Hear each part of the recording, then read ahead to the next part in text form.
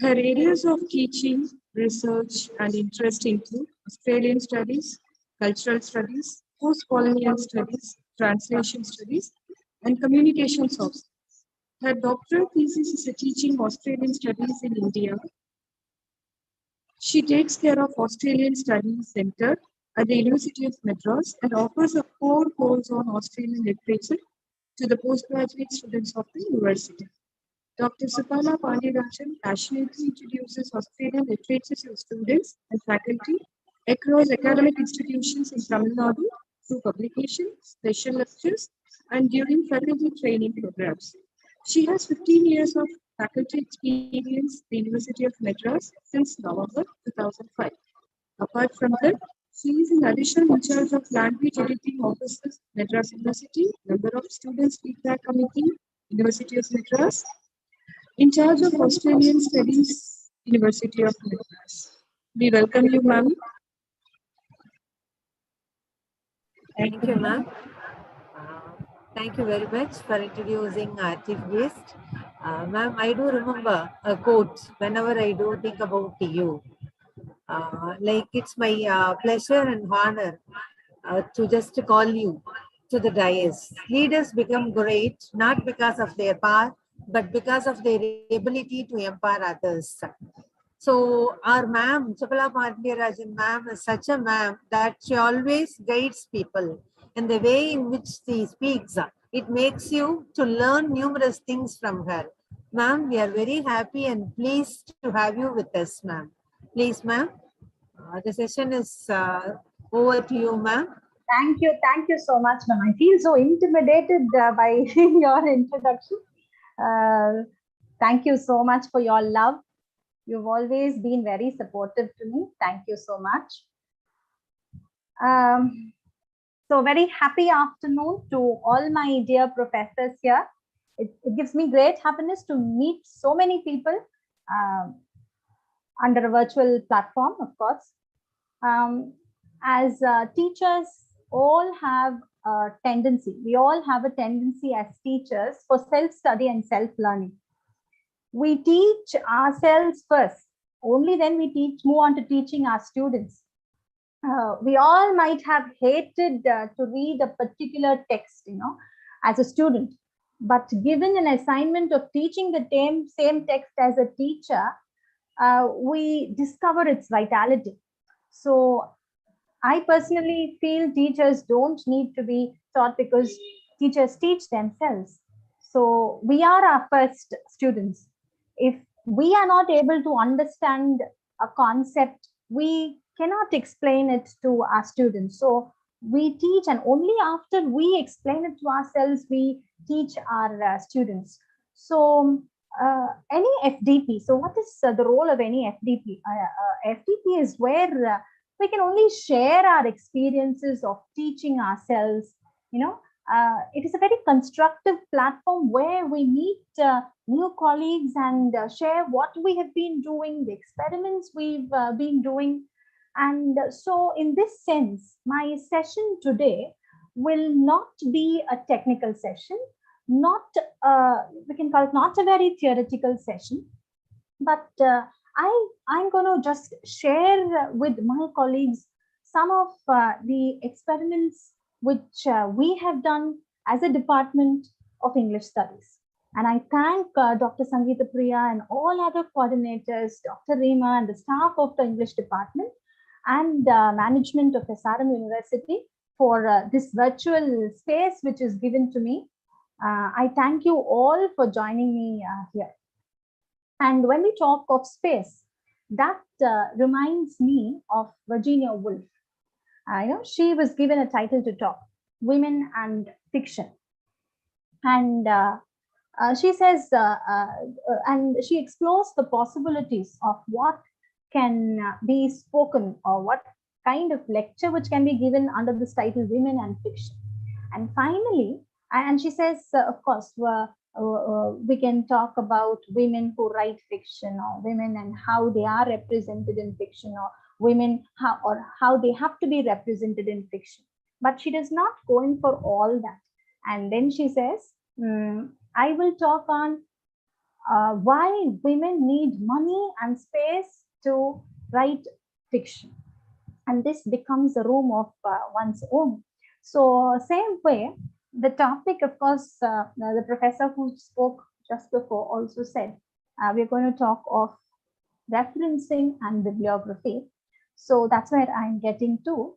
So being given a topic, referencing and bibliography, I was thinking of how I can share my ideas on English studies today, so that we may help to get fresh perspectives on what could be used as reference material, and how this envisaging the perspective of what a text can be, can make our conception of bibliography move from what is bibliography to a works consulted or a works cited list.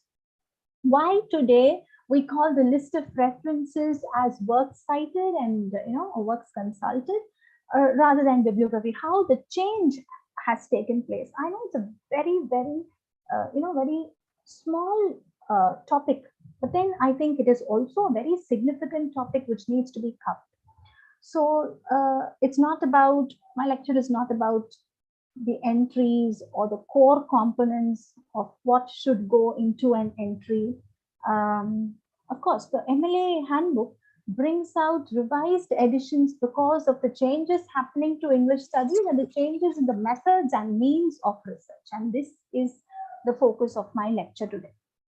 And this is what I want to share with my colleagues here. So once my student asked, why do we need to learn to write entries when JSTOR, when you download an article from JSTOR, it gives you a ready-made entry, whether it's the Chicago style or APA style or the MLA style.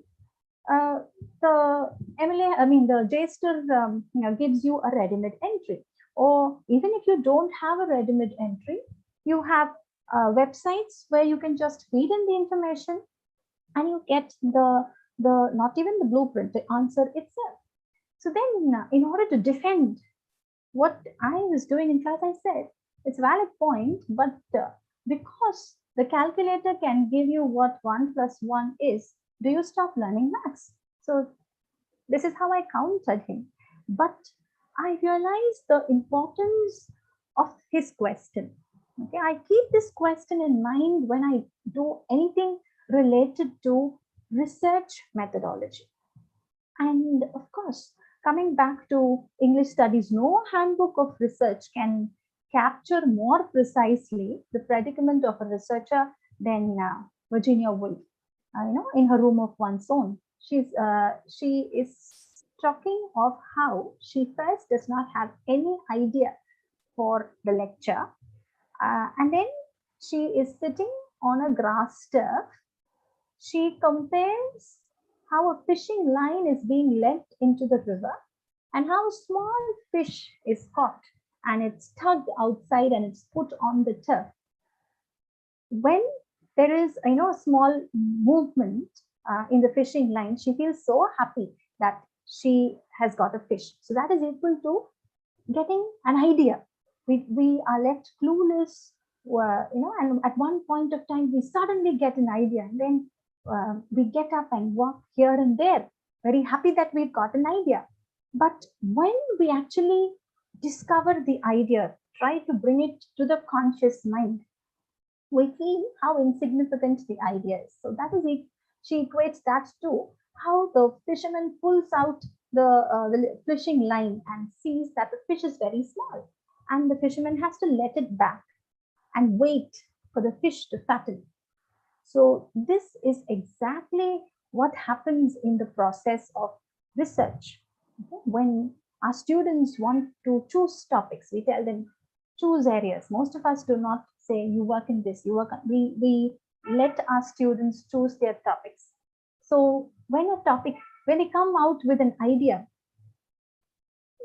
what they don't do is they come out with significant ideas, but what they don't do is they don't wait for the fish to fatten. And they're in a hurry to write. And so they start with great topics, very impressive topics. But ultimately, what happens is when they sit down to write, they are struck with the same question. All of them get the same question in mind. What should I write now? So one student came up with an idea saying, I will work on, ma'am, I want to work on Jane Eyre's Love for Rochester and the theme of love in Premchand, Hindi writer Premchand. So I said, okay, go ahead. But then she is struck when she has to move ahead with this idea. And when this happens, there is a hesitation or there is a disbelief in the choice of idea. So that literal fattening of the fish doesn't happen at all. So as teachers and supervisors, we have noticed how our students or scholars, they run to us with both awesome and also awkward questions. And sometimes we do understand the logic behind that, but then we are baffled of how to explain. So one very, constant question is, why do we have to refer? Okay. Why should we refer at all? And sometimes they come up with, articles or papers or dissertations where no single quote has been used, no reference material has been used, or, and they try to justify things by saying, I have not referred, everything is my idea. Now, how as a teacher can we counter this question is, yes, it is your idea, and it sounds good and sounds genuine too. But again, it reflects the idea of what the scholar is thinking about academic writing, the perceptions of academic writing in the mind of the researcher. You cannot do research all by yourself. If you keep writing pages and pages of what comes to your mind, it is more of creative writing. As it is a spontaneous overflow of powerful or powerless feelings, but it is something to do with creative writing. Of course, we can shut ourselves inside a room to write, but along with necessary materials and references. So it's always when referencing, reading, discussing with peers especially, because the role of a guide is the role of a supervisor, which we all know is to wait patiently and just watch what the scholar is doing. And if the scholar is right, we leave them to do what they're doing. Or whenever the scholar, kind of goes off path, maybe that is the time we need to put them in place. So reading and discussing with peers is just as important as referencing. So, and of course, we as teachers might have felt this, because when we prepare for classes, more than the preparation, when we start discussing it with our students in class, we are struck with different ideas, which has not struck us previously when we have been reading. So what we need to emphasize here is that academic writing is critical writing, and how referencing is important for this, because we need to emphasize on the tone of argument. So we propose, so what is an argument? How can this tone of argument be got in the writing? Is that we propose an idea, we support it with reference, either, of course, when it is from the primary source, it is a critical analysis. We support it with a reference from a secondary source. We cite a statement which we may not agree, okay? And we try to counter that statement with our own points, okay? And of course, then we cite some references which will defend our statement. So these are definitely the two ways in which we use reference material to give a tone of give a tone of argument to our writing. So then this question of why should I refer will not be there, because we need to make the students understand that the thesis is a part of a larger collage of the area of specialization, and then we need to read up on that area and identify the aporias. So this is where reference is going to really work, because we do have research writers, researchers still believing that it is enough if they read their primary texts alone.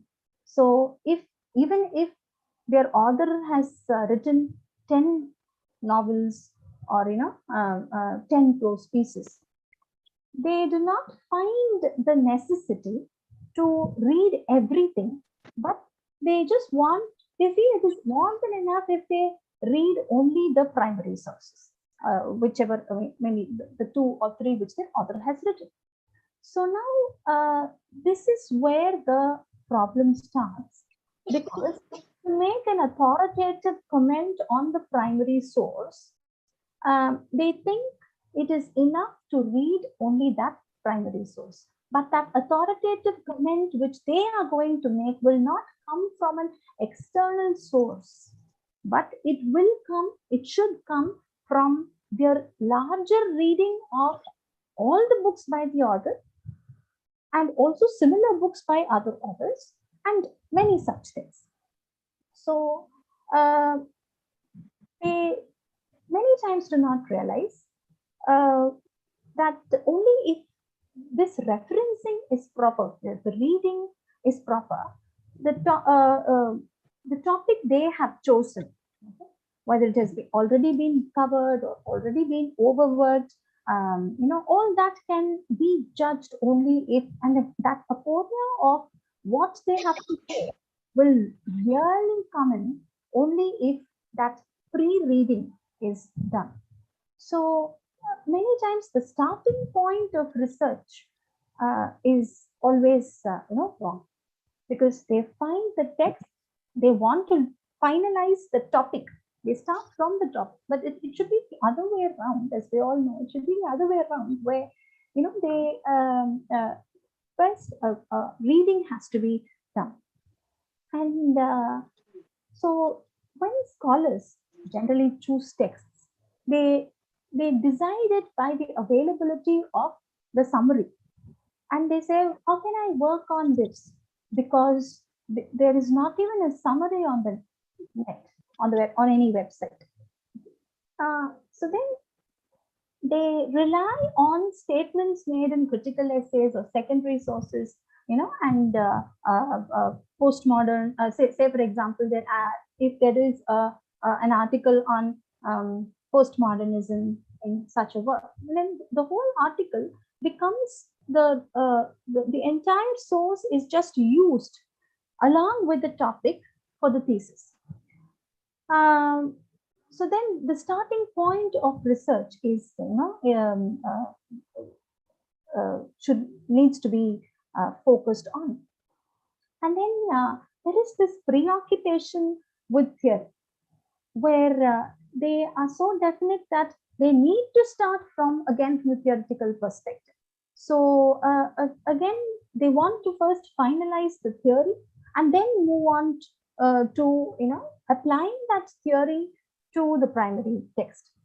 So, and the scope of certain texts, say for example, a woman's writing is approached only from a feminist perspective or a gender perspective. So then there are certain conceptions like this which limit the way a researcher tries to get reference material.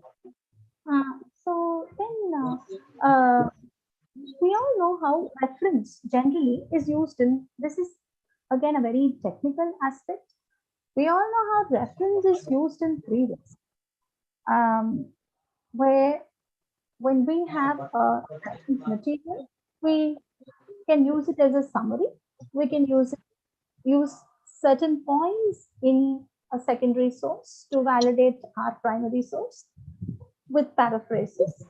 And the third thing is you can directly refer to the secondary source with by using quotations.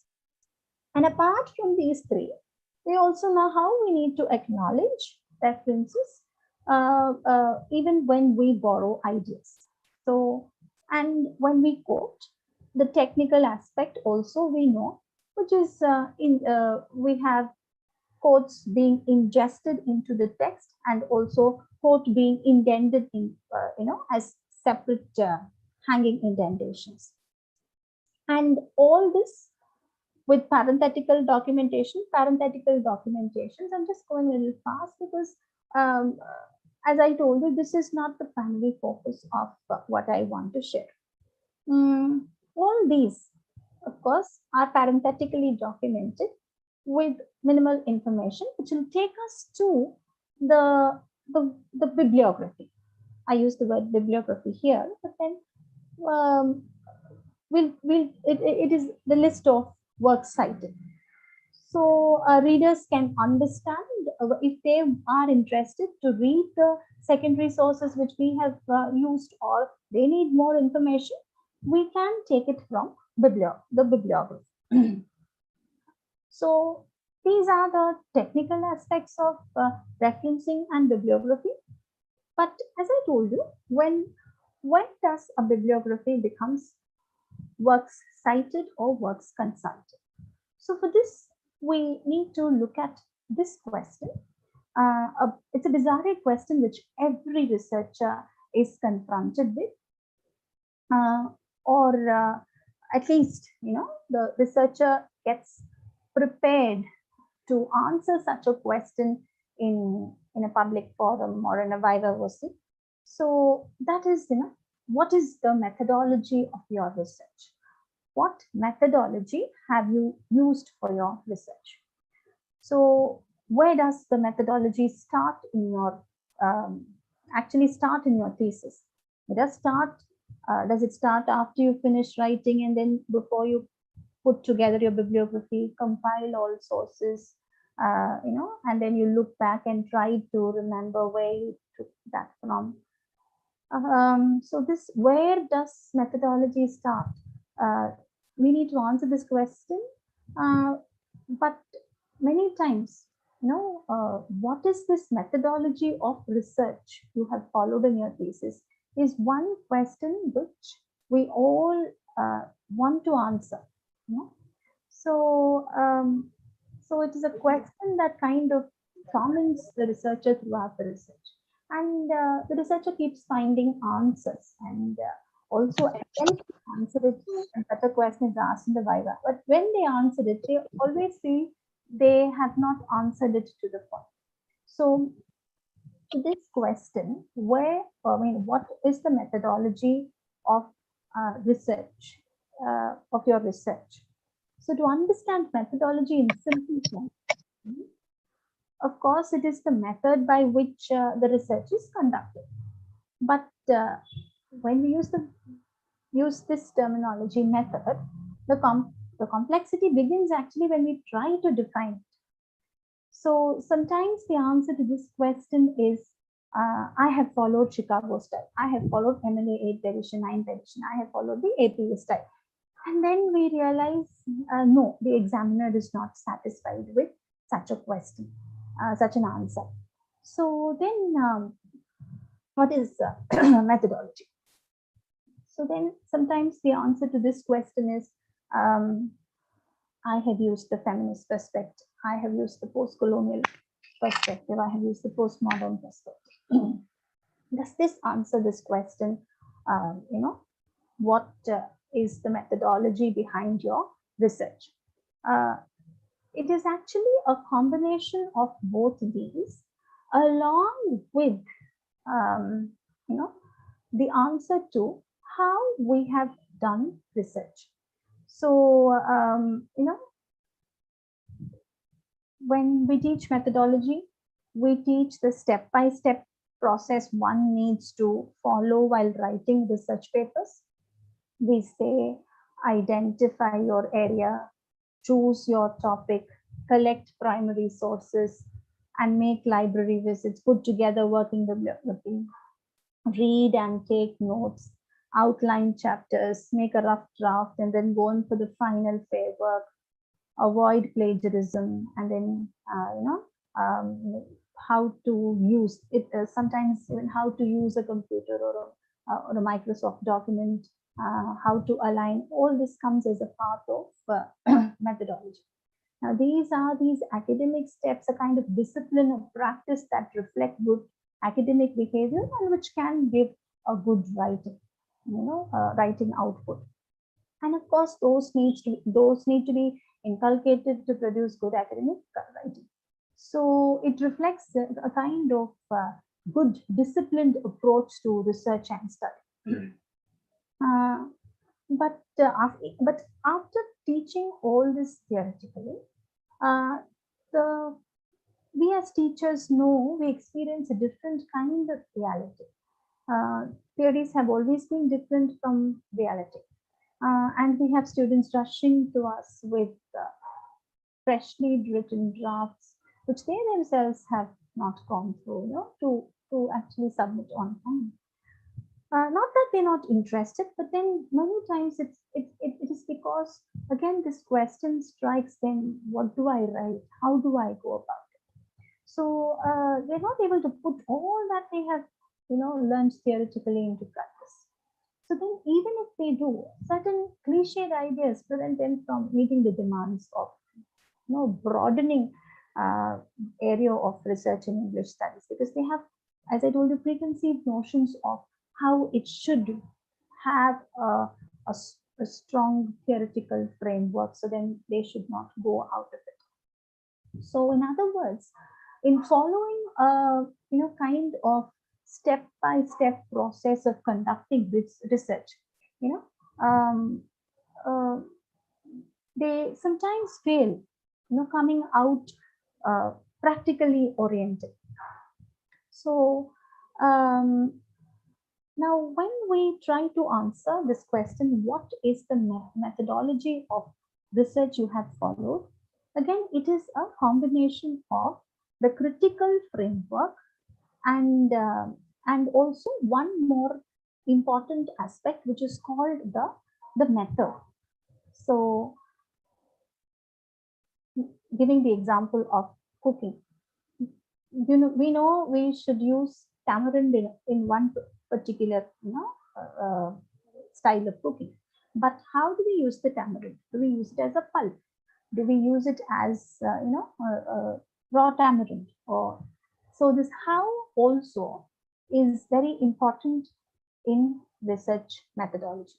And as far as English studies is concerned, the how alters the way research is done. So of course, we as students or teachers of English literature, as guides, we know how we have an approach, a critical approach to a text. But then how is the critical approach applied to the text? Okay. In English studies, we always use this method called textual analysis. So this is the first method of approaching a text, analyzing a text, textual analysis. So all English studies use textual analysis. But apart from this textual analysis, and when we say textual analysis is, so we make a textual analysis within a particular critical framework or with many critical frameworks to a given text. Now, when we talk about textual analysis, we need to define what a text is. And to we need to also look at how English studies in India can have undergone, that has undergone a paradigm shift. So English studies in India, we all know how it can be traced back to English Education Act of 1835, and which intended, as Macaulay himself notes, minutes on Indian in his minutes on Indian education, to form a class of persons who Indian in blood and color, but they should be English in tastes, opinions, and in morals. That's what he says. So we had institutionalized as a subject in its Indian colony.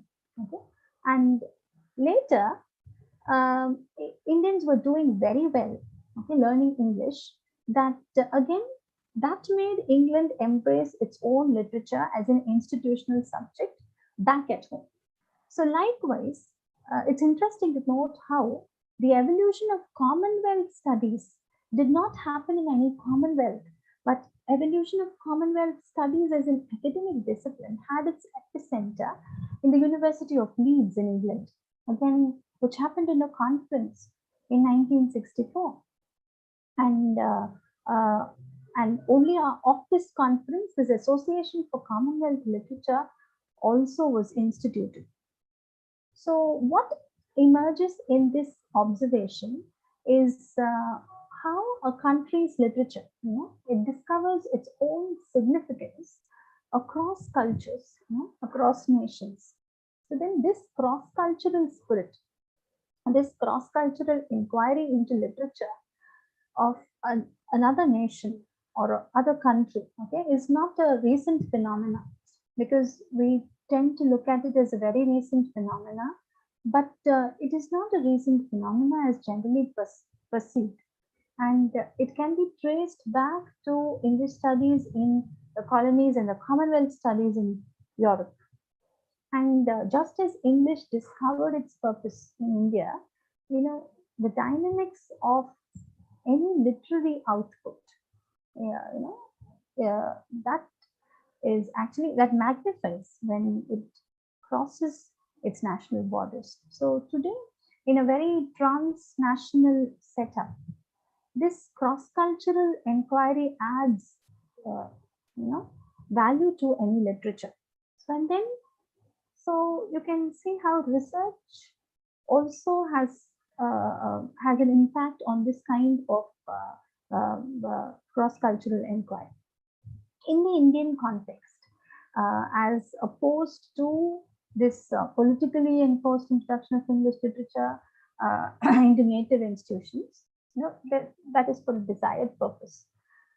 The contemporary academic trend, it fosters a kind of willing interest in the study of literatures from across the world, and we have English as a medium through which we can, go about this exchange. And hence, it is not the study of English literature now, but then studies in English. So that is why we call, we use the terminology English studies, where English becomes a medium where we have literatures from all over the world being exchanged. So the curriculum of English studies in India, of course, it was strongly rooted in British literature, and even today, maybe at the UG level, yes, it is. But it started to experience marginal changes with the introduction of American literature in 1960s, and of course, to be followed some years with the acceptance of Indian writing in English and then Commonwealth literature. So all those started to be introduced. So today, the English studies curriculum in India at both undergraduate and postgraduate levels has one core paper on American literature, and of course, on many Commonwealth literatures, we have post-colonial literatures. And why did American literature do so well is because of Fulbright fellowships and then the use of these sponsorships. So then all that made American literature also be added as an important research paper.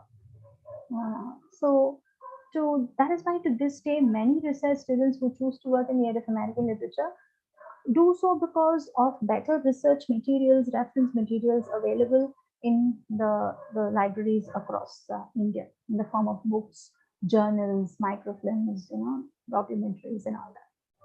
And that is why American literature, came in. And we can see during the 60s and the early 70s, you have the national spirit of India witnessed the inclusion of Indian writing in English. So in the curriculum of all the universities. And today we also have Indian writing in translation. Apart from Indian writing in English, we have also Indian writing in translation as an important paper. So the English studies curriculum in India has constantly developed, progressed. So in the late 70s, it was after American literature was introduced. You have Commonwealth literature has also been introduced, and now, as I told you, we have come till incorporating many texts from our own regions. So it's become more regional also. So from 1990s, we did have this various theories, schools of theories and criticisms. They have begun to impact, the curriculums of English studies in India, especially at the postgraduate and research levels. So which have led to core papers on literary theories, critical theories, and all. And what is very important outcome of all these incorporations is that we have multidisciplinary perspectives emerging. And when we have these multidisciplinary perspectives emerging, the concept of the text, is reinvented. It is not just what is, printed or what comes as a book or an article. So the concept of the text changes to visual texts also. We can incorporate visual references, and we can incorporate, even something written on T-shirts can become texts of study. So the idea of the text changes. And English studies, you can see tries to become more of culture studies. And in the contemporary context, the words, literature, and studies have become interchangeable in the English studies programs. So what were literature courses at the English departments gradually became more inclusive as the application of critical theories, brought with them an alternative metaphysics. And thus we have different worldviews. And so you have this disciplinary border also melting away. The resulting programs, in English studies, they studied not only literature, but also all other texts as literature under the kind of the framework of life, literature, thought, and culture. So recently we have the availability of a number of complex, multicultural, multi-regional body of native writing being written in India. A multitude of homegrown disciplines like translation studies, Dalit studies, regional studies, tribal studies, have all been added to postgraduate curriculum apart from mainstream Indian writing in English. So then, how does this impact on the kind of reference material we are going to use? So we can use reference materials from text areas. And all this is definitely going to impact the quality of research or the kind of research which is going to be done. So with this changing idea of what is a text, as I told you, words on T-shirts. There was a scholar working on those words on T-shirts and how that reflects the kind of cultural setup. Lines, printed on calendars. So all those become text. An advertisement can become a text, a film can become a text, and all these can become prospective areas of research and reference. So when the concept of texts change, the idea of research and the material which is sought out as reference material may also change.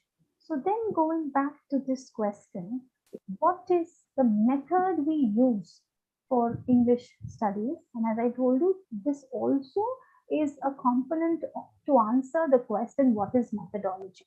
Because methodology is a combination of both a critical framework which is applied to a particular text and the method which we follow in going about this research. So then a new set of methods can be incorporated for English studies, which is, of course, we all would be doing textual analysis. And as I said, the concept of the text is different. So textual analysis and the concept of the text being, the idea of what a text being revised. Apart from this, we can say we have followed a whole lot of different methodologies. Now, what are they? One, visual studies, visual methodologies.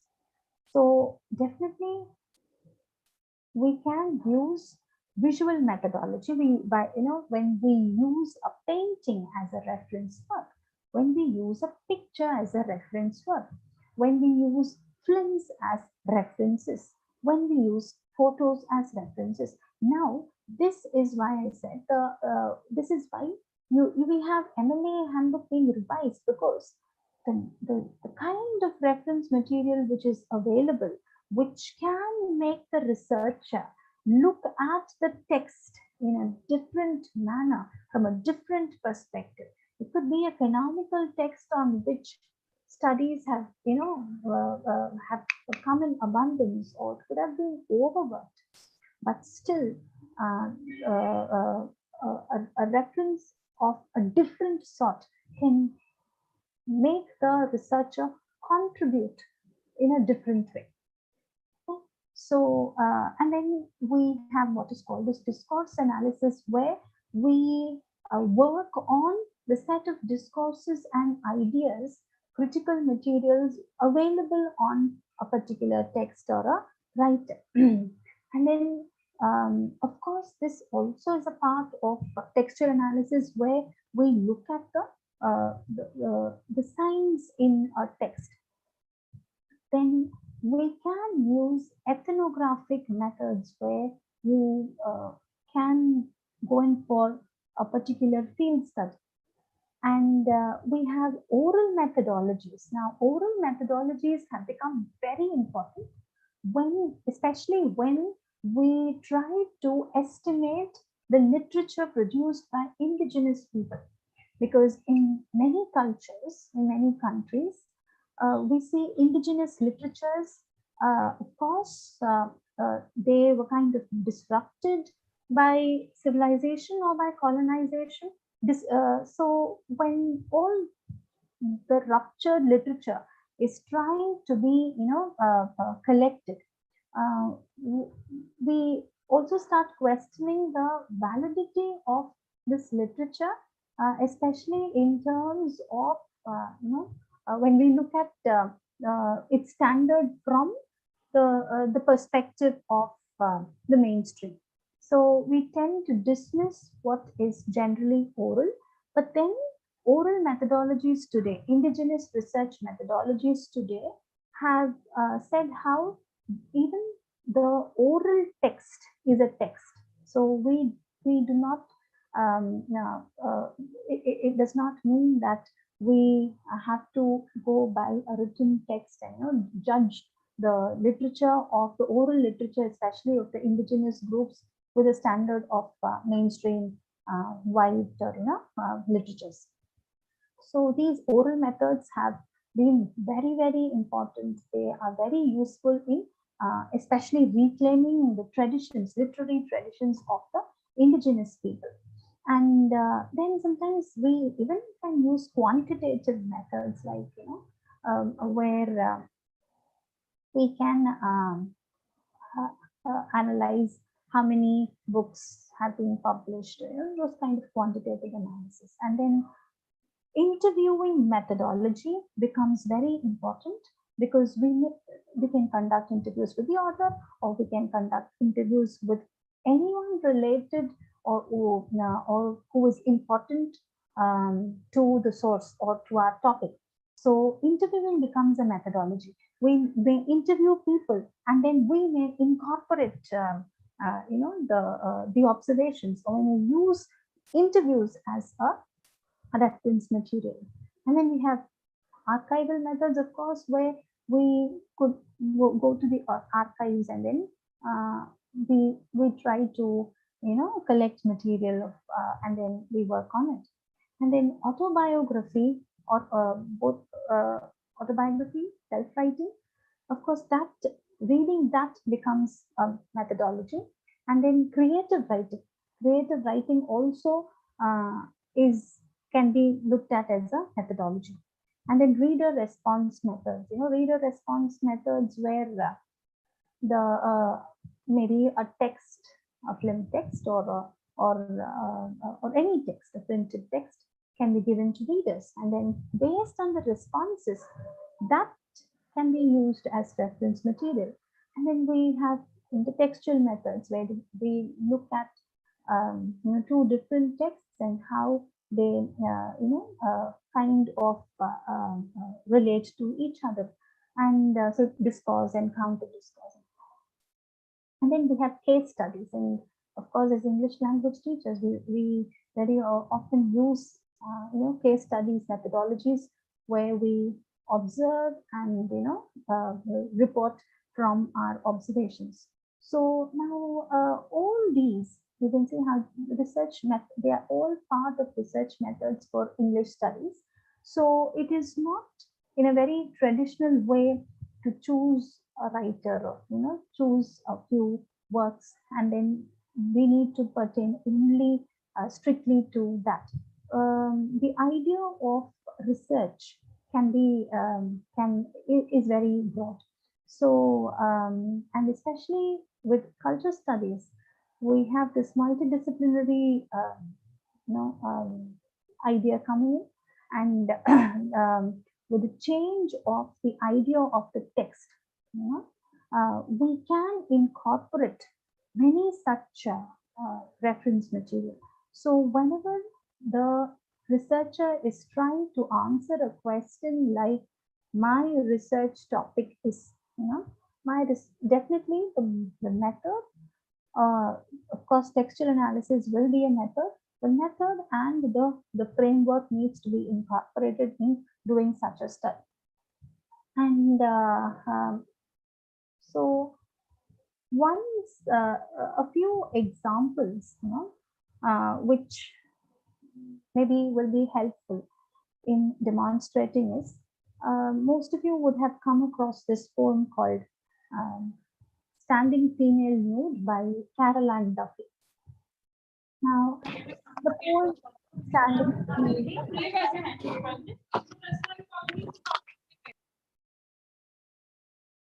and the poem is about a female model who is posing for a painting, and the painter is very serious, and then he, though he is also poor, he is actually, he's well known for his artistic skills. He's famous, and at the end, the painter is very proud of his work, but the female model says, this doesn't look like me, and she walks away.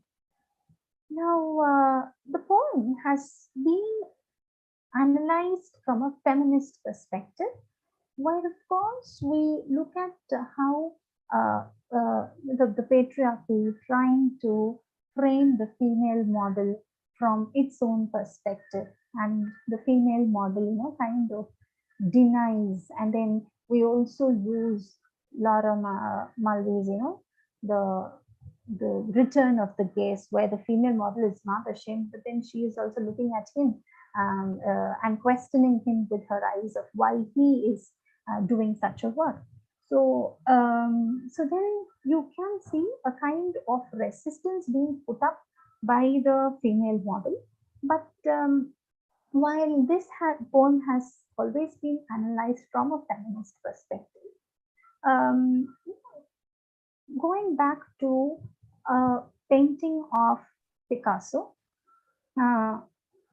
on the same title, Standing Female Nude, the, the, the painting is a distorted version of any human body.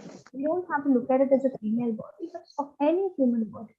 And when this painting, is tied to the text, Caroline Duffy's text of Standing Female Nude, that reference makes the poem be read from a different point of view, where the poem is talking about the pain of, talking actually is a critique on art and how modern art, she's talking about the cubist style of art, is distorting the human body into mathematical figures and shapes.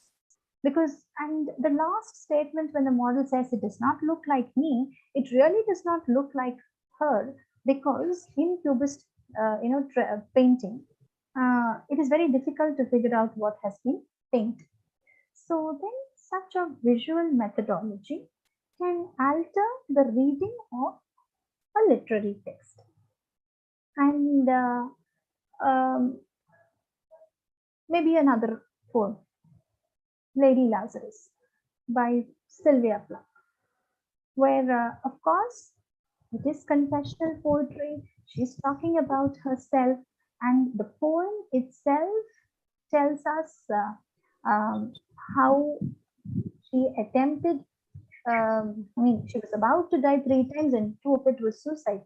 And of course, she has written this poem 10 days before her suicide, the real suicide. And it's about how, even though it's about her love for that. Most of us know the poem, and we always interpret it as how she loves to die, and she has she's well versed in the art of dying, but then she's redeemed back, and then whoever redeems her back, whether it's the doctor, she calls him the enemy, and she does not want to be redeemed now. But when this poem is, placed in such a critical perspective, there is a reference by Harold Bloom in his critical companion to Sylvia Plath, where he notes of how Matthew, held all the rights of Sylvia Plath's poetry, and it was only very late towards his own end that he gave permission for her works to be published. With this information, he also adds by saying how the time when Plath committed suicide, she left a note to her maid who was about to come. She left a note saying, "This is the number of my doctor, so you can take me there." And then she went on to taking the pills and putting her head into the oven. So she had expected that, but on that particular day, the maid was a little late. So then Plath was brought there to the hospital. So then with these two, additional reference material, the whole our approach to the poem changes, because it is not just about her willingness to die, but it is also her confidence to be redeemed, because all the 3 times she literally met death, but then she was revived. So she's talking about her revival. That is the other thing, is that how the last stanza where she said, "I will rise again." Side போட்டிருக்காங்க, ஒரு அந்த side land தான். இதெல்லாம் வித்துட்டாங்க பாரு. முதல்லயே இங்க எல்லாம் போட்டிருந்தாங்க. A reference to, to TED Hughes directly. And when the phrase, she says how after her death, when her body is burned, you will find only you will find ashes, but you will also find a gold ring. All that. இந்த மாதிரி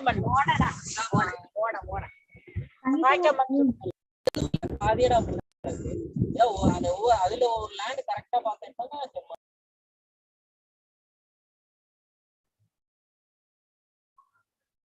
So it is actually a straight reference to her husband, who has kept the rights of all her works.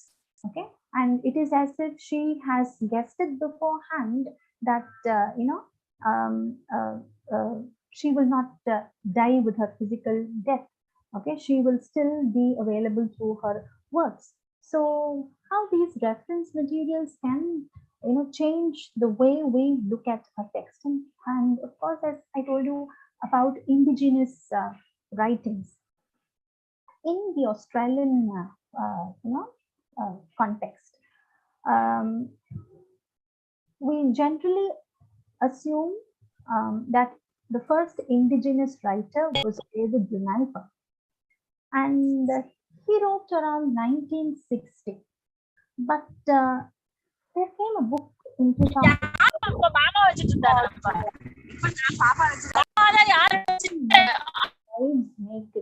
by Penny Van Toon. Okay? And this book changed the way how people looked at indigenous writings. This again is a shift, of course, of what we consider as literature or as writings, because Penny Van Toon said it's not that David Uniper was the first writer. The first indigenous writer was an indigenous man, an aboriginal man, who was taken from his tribe as early as 1780s, when the first settlement colonization happened.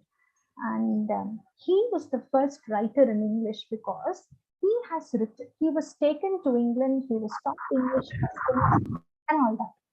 And then coming back to Australia, he was left in Australia, deserted in Australia, and he would not be taken by his tribe because he has lived across the border, so he's not taken by his tribe.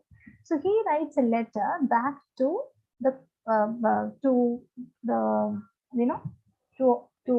Arthur Phillip, who was the governor, the English governor who took care of him back in England.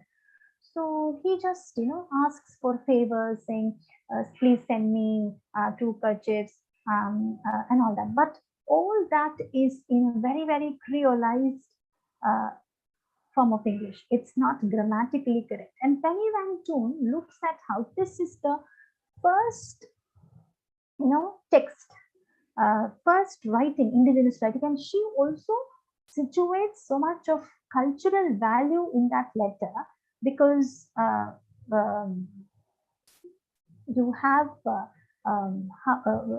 the indigenous customs which are being reflected in an English mode, and the difference between the indigenous and English customs, all that Penny Van Toon is able to trace. So with Penny Van Toon's reference, the whole idea of what an indigenous literature is, or what writing is, changes.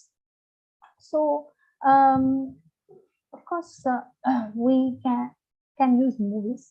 When I teach Australian literature in class, of course I cannot teach it without movies like Australia or Rabbit Proof Friends. Back in Australia, the movie Australia is considered as very romantic, okay, as in it is an idealized version of what an Australian country is, but it serves my purpose to introduce concepts like the drover, or the swagman, or to show students how Australia looks like. And it is very different from what India is. And of course, we need to start with a map of Australia, okay, before we start Australian literature. So then all these become my map, my visual sources today, which are available in abundance. All that becomes my reference, my secondary sources, even for class. So the same way, of course, most of us might have read this story by short story by Alice Walker, which is called as Everyday Use. And the story is about an African American woman who lives with her younger daughter, who's uneducated, but then very shy, timid, who's helping her mother in the woods. So she's out of fashion. She does not socialize. She's a very timid child. The younger daughter is a very timid child. So she's an African American mother who lives on the suburban of an American city. And finally, the whole short story is about how the elder daughter, who has been educated, is using her African American identity as a tokenism. She comes to see her mother and sister, and she takes away the small quilt which has been done, which has been weaved. Okay, that little patchwork, which African Americans do. The younger sister says, "You can have it." So the mother is not willing to, letting the elder one to take that, because that is meant for the younger one, because it's the grandmother's. So the younger daughter says, "It's okay, you can take it, because grandmother has taught me how to do it." So now this story can be properly interpreted only if the reference to Alice Walker's In Search of Our Mother's Gardens, that essay is trapped and is read, because that essay talks of how it's a counter argument to the statement that African American customs have been lost. She tries to establish a continuing tradition, and of course that is where she finds the term humanism. There's a continuing tradition of creativity which has been handed over from one generation to the other, and Alice Walker looks at her mother as a source of inspiration for telling stories. So what her mother has told her orally influences Alice Walker to write, and thereby she is establishing a continuing literary tradition. And she also says how her mother might not have written stories, but she engaged herself and kept her creativity alive by engaging in setting up gardens of beautiful flowers with fragrant flowers. So when we read that essay, that reference needs to really be made when we read Alice Walker's Everyday Use. So reference can be far-fetched and should actually, capture the right reference needs to be captured. So then the changing paradigms of English studies, and the changing paradigms of research methods, they together give us the scope of our research skills. And that is why today the word bibliography becomes falls short, of giving the list of works consulted or the list of works cited. According to the MLA, which most of us follow, we can have this works consulted if we are going to list down all that we have read for our research, for a paper or for any kind of academic writing. But most of the time it's works cited where whatever is cited or referred to as ideas or as quotes or as paraphrases or as summaries, only that reference list is given. But then, because it is not just books or articles, it is not biblios now. They become works consulted, and then that is why we divide the list as the primary source, of course, and the secondary source. And even within the secondary sources, we say books, we say online sources. We say books and articles, or books, journals, and online sources come as a separate, because we may use a piece of, we may use a painting, we may use a single shot of an advertisement, we may use films, we may use, any other text as a secondary source. So I think with that, I'll stop my talk here.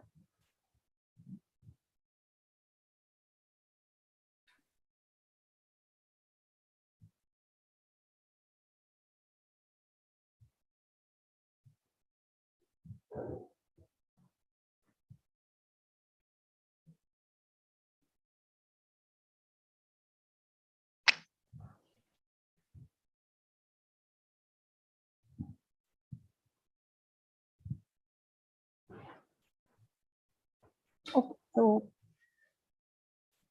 maybe we can have a discussion or something.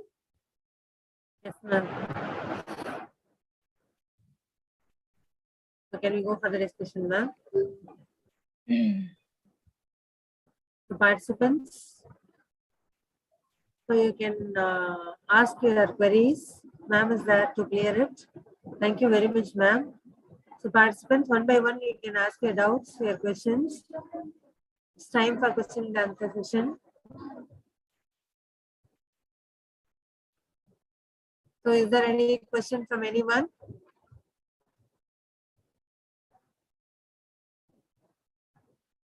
Yes.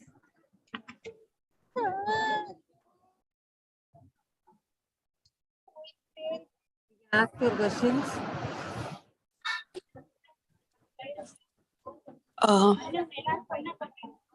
Good afternoon, ma'am. Good afternoon, ma'am. Ma'am, the question is there for you, ma'am. Kindly ask your question, ma'am.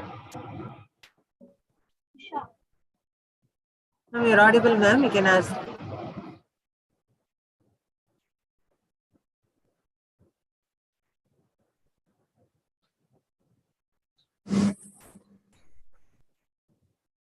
Meenakshi, ma'am, you're audible, ma'am. You can ask.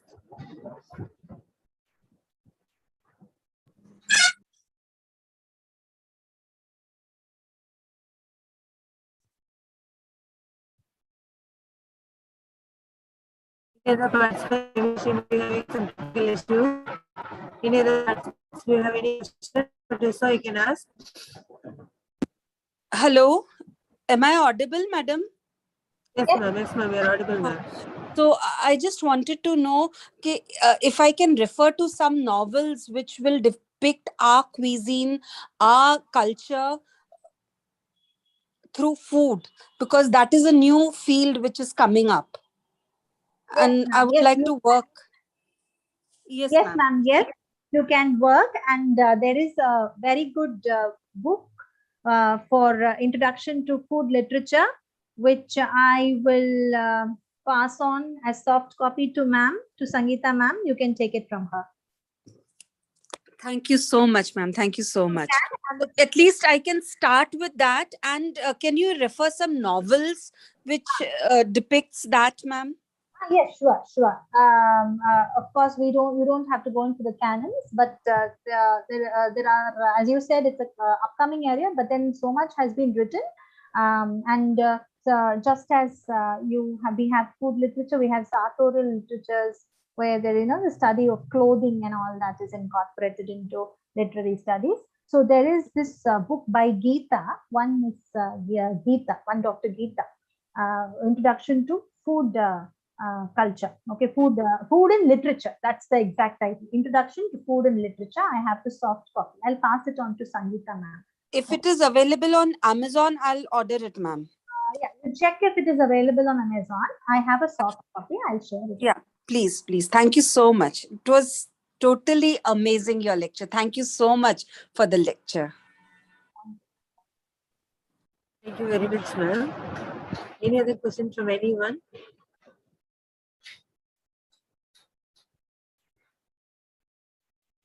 Participants, you can ask your question. Yes, myself, Dr. Sanjay Bhardwaj. One more please. question, ma'am.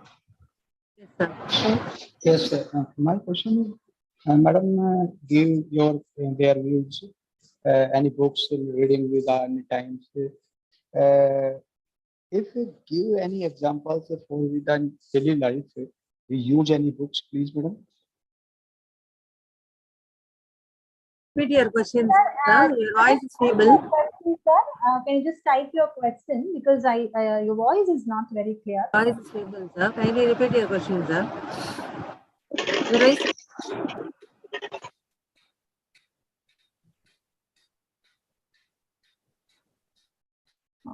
I think so. Sanjay, sir, you can type your question, sir. Madam, I face here the network problem. But my question is, give any suggestions, any books names we use the daily life for this because we are the very busy schedule colleagues and this. But in particular, give any books we are the beneficiary for this book. So please. For research methods, is it, sir? For research methods? Yes, madam. It is related to your. There is a book called Research Methods for English Studies. Research Methods for English Studies. It's available on Amazon. Okay. Again, Okay. I have noted it now. I have noted Meenakshi ma'am's, what I have to share with Meenakshi ma'am. I will share this book also with you. Okay, thank you, madam. I very appreciate this session and this program. I have not imagined that they in wonderful programs in this year. And thank you very much, all of you, madam. Thank you, sir. Thank you, sir. Congrats, Sangeeta ma'am. Thank you very much, ma'am. As soon as ma'am has sent the book, I'll just forward it to you, sir, and ma'am, Meenakshi ma'am. Any other question from the participants? Participants, do you have any other question? Is there any question from anyone?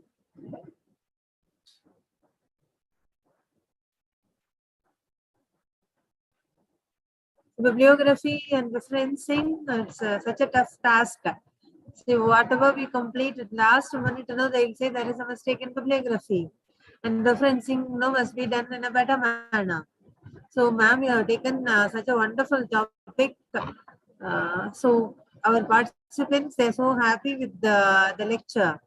Because like today we have more than like 260 members. Till your like talk has completed, I have just seen the number 266. Apart from YouTube, I am telling ma'am.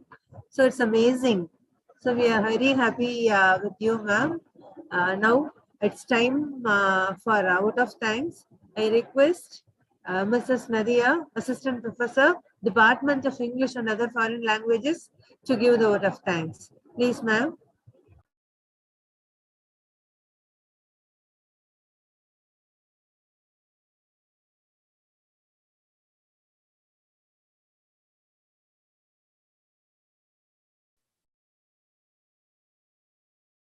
Thank you, ma'am. Good afternoon, one and all. It's my privilege to propose vote of thanks on this occasion. First, I would like to extend my special thanks to SRMIST for giving us an opportunity to organize this event. And I extend my heartfelt thanks to the Honorable Chief Guest who presented a wonderful session for us. Thank you for spending your valuable time with us, ma'am. Thank you, ma'am. I also wish to express my gratitude to our Director, Dean, DP Academic and DP Admin for providing encouragement and support. I am very thankful to our HOD in charge, Dr. Emmanuel, and other colleagues in my department. Also, I wish to express my gratitude to the participants who chose to be with us today. Thank you all. Thank you, ma'am. Ma'am, thank you very much for being with us. So it's our pleasure, ma'am, to have you with us. We'll meet again soon, ma'am, in another seminar. Thank you very much, ma'am. Dear participants, thank you very much. We'll meet tomorrow at 2 o'clock. Please join us. Thank you very much.